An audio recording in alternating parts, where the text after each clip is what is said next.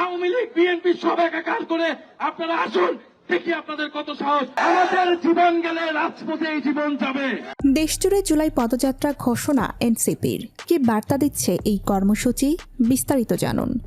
বাংলাদেশের রাজনৈতিক অঙ্গনে আবারও নতুন আলোচনার জন্ম দিয়েছে একটি ঘোষণা।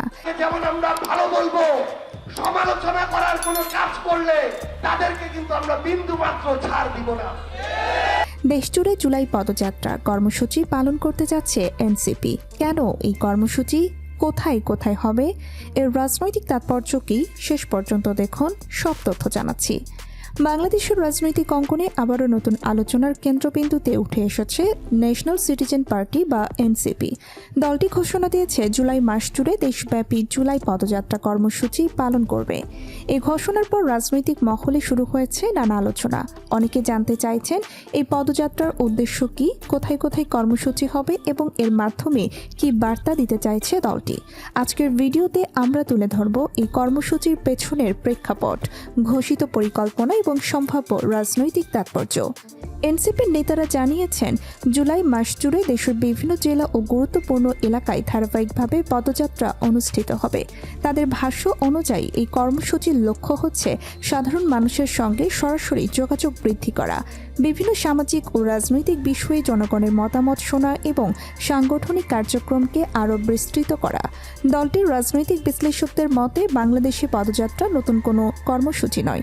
অতীতেও বিভিন্ন রাজনৈতিক দল জনসংযোগ, দাবি দেওয়া তুলে ধরা কিংবা রাজনৈতিক বার্তা পৌঁছে দিতে এমন কর্মসূচি পালন করেছে। তাই এনসিপির এই উদ্যোগকেও অনেকেই একটি সাংগঠনিক ও জনসম্পৃক্ত রাজনৈতিক কর্মসূচি হিসাবে দেখছেন। তবে বাস্তবে কতটা জনসমর্থন পাওয়া যাবে এবং কর্মসূচিগুলো কতটা সফলভাবে সম্পূর্ণ হবে সেটি সময়ই বলে দেবে। এদিকে দলটির পক্ষ থেকে জানানো হয়েছে, কর্মসূচি চলাকালে আইন শৃঙ্খলা বজায় রাখা, শান্তিপূর্ণ পরিবেশ নিশ্চিত করা এবং স্থানীয় প্রশাসনের সঙ্গে প্রয়োজনীয় সমন্বয়ের বিষয়েও গুরুত্ব দেওয়া হবে। একই সঙ্গে অংশগ্রহণকারীদেরও শান্তিপূর্ণভাবে কর্মসূচি পালনের আহ্বান জানানো হয়েছে। রাজনৈতিক পর্যবেক্ষকদের মতে দেশের বর্তমান রাজনৈতিক পরিস্থিতিতে বিভিন্ন দলের সাংগঠনিক তৎপরতা বাড়ছে। সেই ধারাবাহিকতায় এনসিপির এই পদযাত্রা রাজনৈতিক আলোচনায় নতুন মাত্রা যোগ করেছে। কারণ মাঠ পর্যায়ে কর্মসূচি সাধারণ মানুষের কাছে পৌঁছানোর অন্যতম কার্যকর উপায় হিসাবে বিবেচিত হয়।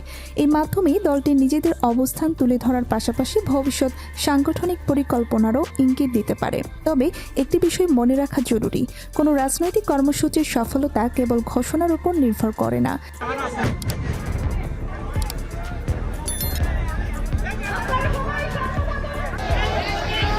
জনগণের অংশগ্রহণ, শান্তিপূর্ণ পরিবেশ, প্রশাসনিক সহযোগিতা এবং বাস্তবায়নের দক্ষতাই শেষ পর্যন্ত নির্ধারণ করে দেয় একটি কর্মসূচি কতটা কার্যকর হবে।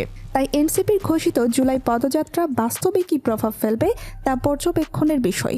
অন্যদিকে রাজনৈতিক বিশ্লেষকরা বলছেন, গণতান্ত্রিক ব্যবস্থায় শান্তিপূর্ণ রাজনৈতিক কর্মসূচি রাজনৈতিক সংস্কৃতির একটি স্বাভাবিক অংশ। তবে সব পক্ষের দায়িত্ব হচ্ছে আইন মেনে শান্তিপূর্ণ পরিবেশ বজায় রাখা এবং জনসাধারণের স্বাভাবিক জীবনযাত্রায় অযথা বিঘ্ন সৃষ্টি না করা। এখন সবার নজর থাকবে এনসিপির ঘোষিত কর্মসূচির বাস্তবায়নের দিকে। কোন কোন জেলায় কী ধরনের কর্মসূচি অনুষ্ঠিত হয়, জনগণের অংশগ্রহণ কেমন হয় এবং এর রাজনৈতিক প্রতিক্রিয়া কী দাঁড়ায়, এসব বিষয় আগামী দিনগুলোতে আরও পরিষ্কার হবে। নতুন কোনো ঘোষণা, সময়সূচি বা গুরুত্বপূর্ণ আপডেট এলে আমরা অবশ্যই আপনাদের সামনে তা তুলে ধরব নির্ভরযোগ্য তথ্যের ভিত্তিতে। আপনার মতে দেশজুড়ে জুলাই পদযাত্রা কর্মসূচি রাজনৈতিকভাবে কতটা প্রভাব ফেলতে পারে? আপনার মতামত অবশ্যই কমেন্টে লিখে জানান। ভিডিওটি ভালো লাগলে একটি লাইক দিন, বন্ধুদের সঙ্গে শেয়ার করুন এবং আমাদের চ্যানেলটি সাবস্ক্রাইব করতে ভুলবেন না।